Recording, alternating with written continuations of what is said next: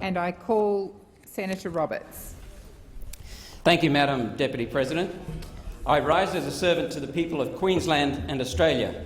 I am very proud to represent my home state and stand up for everyday Australians who had to endure years of green guilt. The debate on this matter of public importance is in the context of the statements made by the Honourable the Senator George Brandis QC earlier today during question time, when he stated, "At the heart of our national interest is our alliance with the United States." And I note that the ALP and the Greens have subsequently said that we need to abandon the TPP because of President Trump's opposition.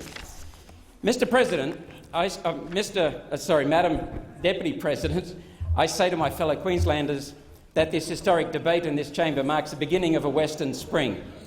Today, Mr. Acting Deputy President, begins the process by which we expose the truth of the green guilt elites, those that sit in this chamber and others who stand over Australians as if they are our lords and barons at birth, as if the red of this chamber was infused in their blood as a right. The world of the elites came crashing down when Donald J. Trump was elected. They knew it last Wednesday, and that night they collectively wet their beds. Mr. Trump has previously called the alleged human-caused climate change catastrophe a hoax, and has thus vowed to cancel the USA's participation in the Paris Agreement, as well as ending President Obama's war on coal by removing a number of climate policies and significantly downsizing the Environmental Protection Agency. One Nation applauds President-elect Trump's highly moral and courageous position. Yet many in this parliament still want to recklessly plough ahead with economy-killing climate policies, such as ratifying the Clayton's Paris Agreement, in stark contrast to the plans of President-elect Trump. If the Honourable Prime Minister would like to reconsider his government stance, then my office team is in a strong position to assist, given both, firstly, the presence of our team's economic policy advisor and former Trump campaign economic policy advisor, Darren Brady Nelson, and our growing relationships with senior members of the Trump presidential team like Myron Ebell, who will reportedly lead the EPA, and David Malpass, who is under consideration to lead the Treasury. We need to use every resource at our disposal if we are to extricate ourselves from reprehensible accords such as the Paris Agreement. It is important at this juncture to highlight that the Paris Agreement, like all Australian federal, state and local climate policies over the past few decades, was not subject to a proper and independent cost-benefit analysis for the benefit of the Australian people. Who do they think they are, these people passing such policies?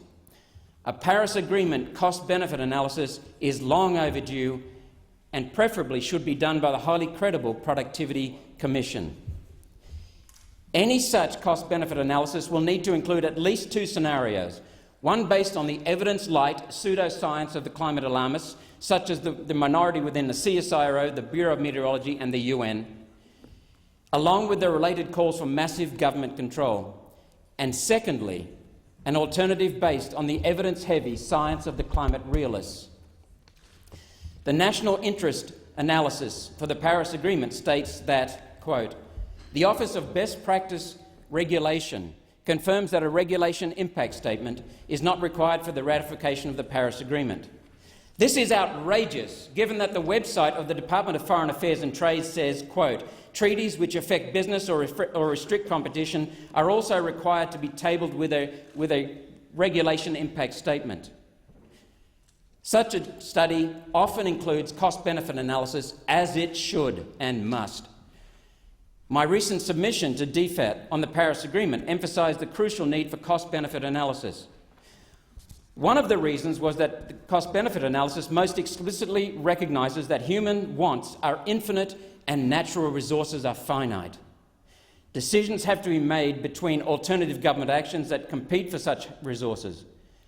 There are always choices to be made, Mr. Acting Deputy President, even if the choice is to do nothing. It is also important that I draw the Senate's attention to the wealth of experienced people President-elect Trump has gathered around him to dismantle the elites running the global climate agenda. The potential future head of the EPA, Myron Ebell, is currently the director of the Centre for Energy and Environment at the Competitive Enterprise Institute.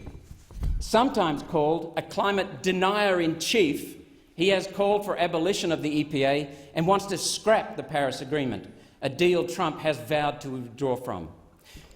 The potential future head of Treasury, David Malpass, is currently the founder and president of Encima Global, an economic research and consulting firm based in New York City.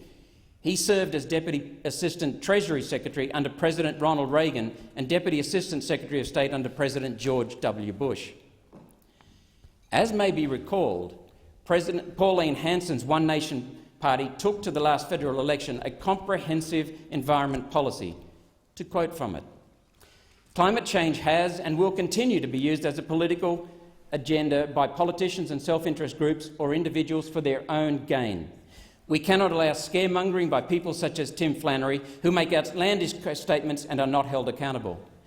Climate change should not be about making money for a group of people and giving academics money. Let's know the facts and scientific evidence to make a well-informed decision as to how best to look after our environment. Our solution is comprehensive." This is continuing the quote from our policy, "because core problems cannot be solved by ad hoc, one-off party politics. That failed Liberal, Labor, National Greens approach, combined with Greens grandstanding, is causing Australia's deterioration. To tap into Australia's wealth and to share it with all Australians, we need to get to the root causes, the core issues, and address them comprehensively. We need to involve people across Australia in developing solutions to restore Australia's productive heartland and wealth for the benefit of all. Instead of so-called alternative energies, that are really alternatives to energy, as South Australia shows, we will work to reduce energy prices and bring back dependability and reliability through environmentally responsible energies. Low-cost energy enables efficiency and productivity that generate wealth to protect the environment." For the pleasure of the Senate, I highlight the following summaries provided on the environmental policies of the Trump administration. President-elect Trump, who has called the alleged human-caused climate change catastrophe a hoax, vowed to cancel the United States' participation in the Paris Agreement. Mr. Trump also has committed to scrapping the Clean Power Plan, the Obama administration's signature effort to reduce production of carbon dioxide, with no scientific benefit, no scientific justification. Mr. Trump has said he will review and possibly reverse the EPA's determination that carbon dioxide is a pollutant endangering public and environmental health. Reversing that endangerment finding would end the legal justification for a range of climate policies. In the process, it would end radical environmental activists who are supported by American billionaires such as George Soros, and their ability to use the courts to impose climate policies on an unwilling public whose elected representatives have repeatedly rejected climate policies. Who do they think they are? These people are funding activists, destroying Australian industry and jobs. And they are closely connected to the Hillary Clinton camp and President Obama's advisors. Who do they think they are, interfering in our country, in our state, and destroying our industry and our jobs? Before the election, Mr. Trump said he would reverse Obama administration rules, imposing undue burdens on businesses. In particular, Mr. Trump said he would cut the EPA's budget dramatically, virtually reducing it to an advisory agency, and review all EPA regulations, eliminating many of them because, quote, "over-regulation presents one of the greatest barriers to entry into markets and one of the greatest costs to businesses that are trying to stay competitive." Hear, hear, Mr. Trump. Mr. Trump says he wants to open up more federal lands to oil and gas drilling and eliminate regulations that have contributed to the decline of his coal industry. I put it directly to the chamber, Mr. Acting Deputy President. Many here joined the Congo line behind President Obama when his policies suited them and said we had to follow our allies' lead. As Senator Brander said this morning, our most important strategic alliance is the United States. If it was good enough for some here to use the US when it suited them, then it is good enough now for us to follow the Trump administration. Australia's prosperity and the prosperity of the world is now reliant on our country withdrawing from the great global warming swindle. Future generations will judge us poorly if we don't take action now to stop our deindustrialisation. For their sake, let's trump control with freedom. Thank you, Senator Roberts. Senator Williams. Thank you, Mr Acting Deputy President. And Mr Acting Deputy President, I know you're a well-educated man from the Christian Brothers back many years ago, probably before my days. Well before. Imagine this, Mr Acting Deputy President. We put a carbon tax, the most expensive carbon tax on our industries here in Australia. Now, I want to bring you to the point of the cement industry. Now, in Australia, we produce 10 million tonnes of cement a year. We also import 2 million tonnes, mainly from China. When we produce 1 tonne of cement here, we produce 0.8 of a tonne of CO2. So the 10 million tonnes produces 8 million tonnes of CO2. So under the previous Labor, Green, Independent government, when we were told we were never going to get a carbon tax, not under the government I lead, remember former Prime Minister Julia Gillard said. Of course, she came under pressure from not only the Greens, but of course independents like Tony Windsor, who demanded the multi-party Climate Change Committee, and along came the most expensive carbon tax in the world. Now, even though the cement industry backed that industry, Mr Acting Deputy President, had 95% reduction of the carbon tax, it still cost them an enormous amount of money. In China, they produce 1 billion tonnes of cement a year compared to our 10 million tonne. But when they produce a tonne of cement in China, they produce on average 1.1 tonnes of CO2. So ours is 0.8 of a tonne of CO2, theirs is 1.1. So if we produce those 10 million tonnes in China instead of Australia, there'd be 11 million tonnes of CO2 produced instead of 8 million tonnes. So what was the effect of the carbon tax? Shutting down the cement industry, put under pressure. We already had Candos and big factories closed recently. Shift the manufacture overseas and produce more CO2. Now that to me is not very smart at all. And that was the effect of the most expensive carbon tax in the world, the carbon tax we were never ever going to have, I'm sure you remember that, Mr Acting Deputy President. So this is where we're going to be very careful. And what annoys me, I haven't travelled the world much. I've been to Thailand many times for Anzac Day. And carbon dioxide is actually odourless, colourless, non-toxic. You can't see it. But you get to Thailand, you never see the sun, you never see the stars from the actual pollution, from the carbon monoxide, the smoke, the lead, the sulphur, all those poisonous gases that are very harmful to mankind and animals on this planet. And the atmosphere, I'll take the and the atmosphere. But what do we do about reducing those poisonous gases? Now, we all concentrate on carbon dioxide, which is essential to life on Earth, for all life on this Earth, the odourless, colourless, non-toxic gas. We concentrate on that. We don't even concentrate on the poisonous gases. Now, Mr Acting Deputy President, 20 years ago or so, you'd see the smog over Sydney. Calm, fine, spring morning. Smog, the pollution and the smoke mixed. You don't see it now because of unleaded petrol has helped in some way. Huge lead deposits under the Sydney Harbour Bridge, scientists discovered. I just find it amazing that we concentrate on carbon dioxide and not poisonous gases. I wonder why. Those poisonous gases are okay. So I see it on TV in China where they have the meter up there about the dangers of breathing there, and it's blowing through the red level where that's where they're breathing. The carbon dioxide is not hurting them, but those poisonous gases are. What are they doing to address it? So it is a big argument. Never forget that Australia produces 1.3, 1.4 roughly % of the world's CO2. But we are doing our bit. Instead of spending $10 billion a year tax that the previous Labor, Greens, Independent government placed on us, $9 billion and growing, going up and up all the time, we're spending $2.5 billion over 4 years with the emissions reduction fund. About 1/4 cost to the Australian people is the carbon tax. I want to make another point to you, Mr Acting Deputy President. One of my pet hates is these so-called environmentalists where they lock up national parks, just lock up the country and leave it. It's been pushed strongly through the National Park Association. They've shut up the red gum forests in southern New South Wales now, and all this country in New South Wales. And what they do is they lock the country up Then the rain falls, of course, the grass grows, the vegetation grows, no grazing, very little hazard reduction burning, very little management, and along comes the lightning, along comes the bushfire. The Black Saturday bushfires in Victoria estimated 90 million tonnes of CO2.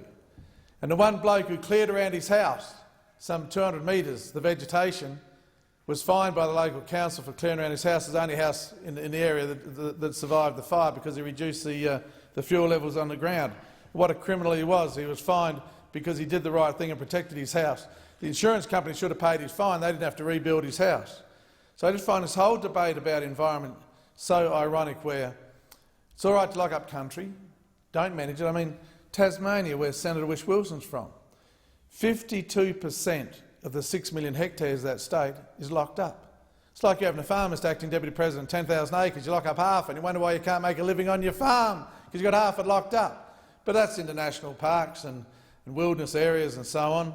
And of course, they'll get their share of fires, especially this year. One of the big concerns this year, after the huge wet winter and spring we've had, and see Senator Farrell there from South Australia, they will face a huge bushfire danger, and I hope that people do the right thing, and those who do the wrong thing are charged and punished severely if they're out lighting fires, because we're going to see more of that this year as far as the risk, and of course that's going to put more CO2 in the air as well, plus the huge damage it does to stock feed, and sadly in many, many cases the loss of life.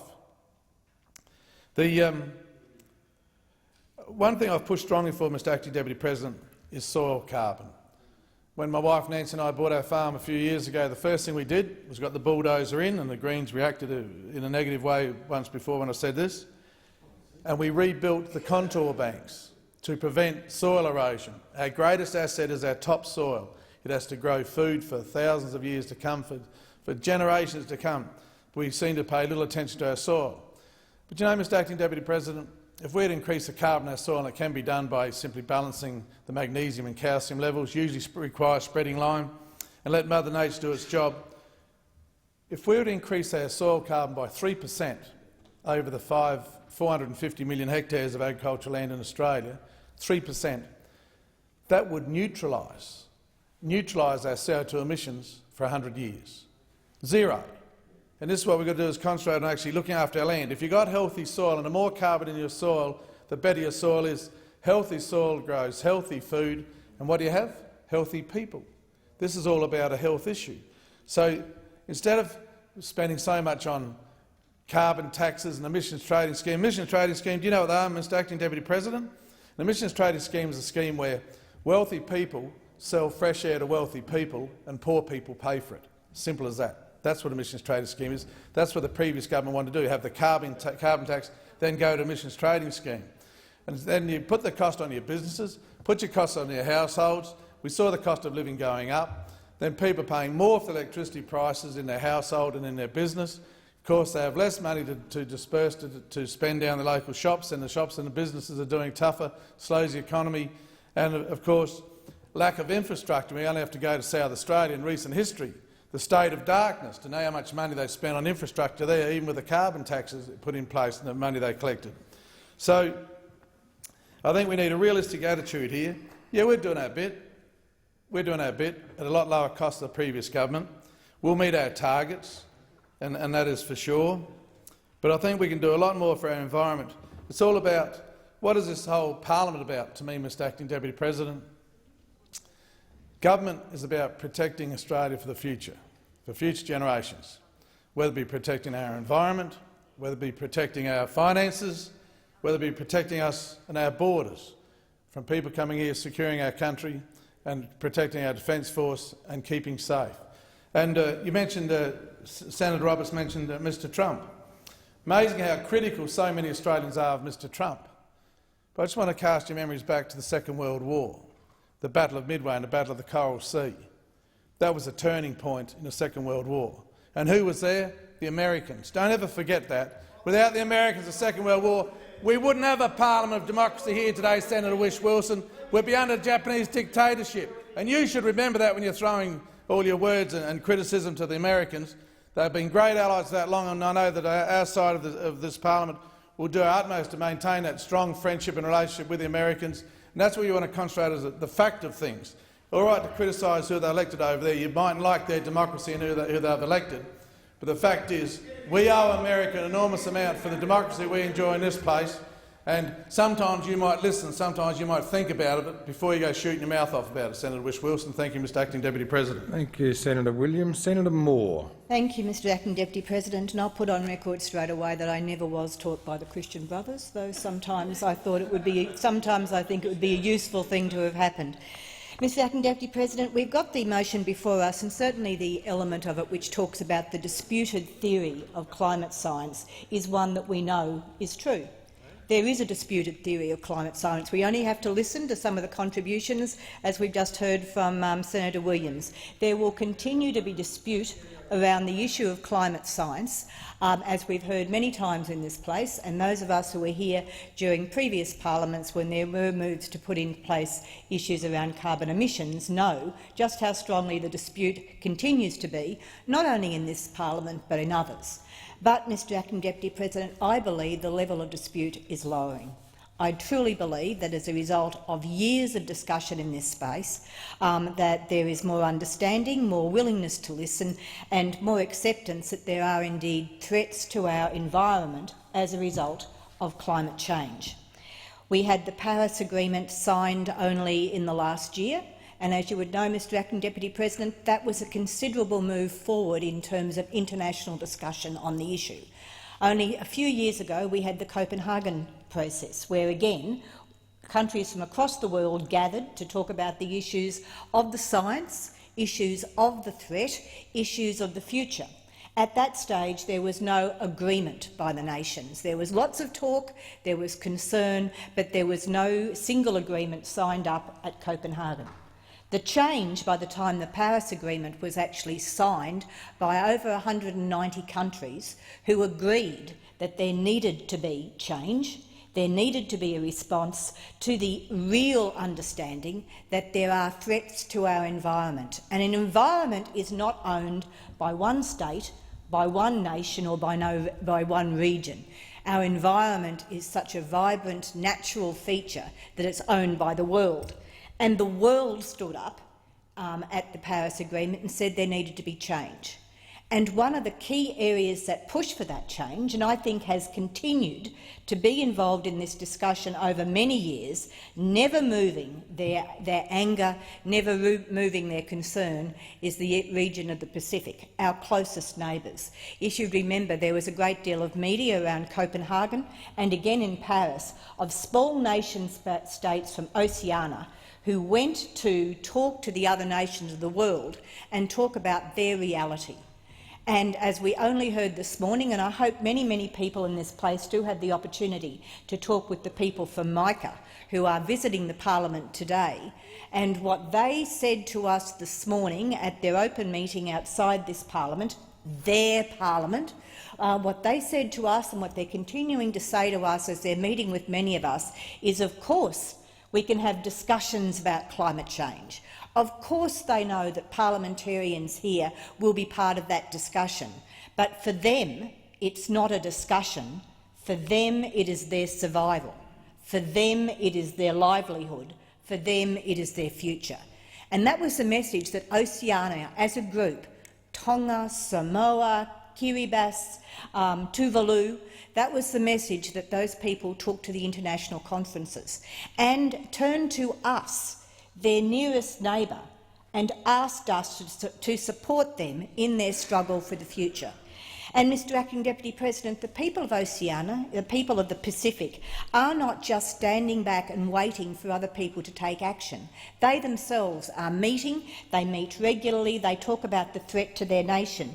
And only at the very recent Pacific Islands Forum, there was a number of important motions passed, and one of the core areas that they talked, in fact, the number one issue at the Pacific Islands Forum was the issue of climate. And in the communique that came out as a result of the Pacific Islands Forum update on the 21st of November this year was a statement that said This week, as the entire world gazed at the supermoon from the comfort of their homes, and I know, Mr Acting Deputy President, I did, it was a truly magnificent view to look at that marvellous moon over my little piece of the earth, and I go on to say, some Pacific Islanders evacuated their homes temporarily due to the resultant tidal surge. Let there be no doubt about the real impacts of climate change. Climate change remains the single greatest threat to the livelihood, security and well-being of the peoples of the Pacific. And, Mr Acting Deputy President, more so, they go on to talk to us, their neighbours, and they say, "We seek your support in accelerating the implementation commitments made in the Paris Agreement at the COP22 meetings at this week," which has just happened. The Pacific Island Forum members have endorsed a framework for resilient development in the Pacific to ensure coordinated action on a number of the key issues related to climate change and disaster risk management. Now, Mr Acting Deputy President, I feel sure that not every single person in the Pacific actually rates climate change as the #1 issue for their region. I don't believe that every single leader in the Pacific would say that they absolutely believe in every element of the climate change science. But then I understand that there continues to be some dispute. But what has been put on record, Mr Acting Deputy President, that when the leaders of the Pacific nations gathered together, they identified together that they did not have a dispute about the climate change science. They did not have a dispute about the theory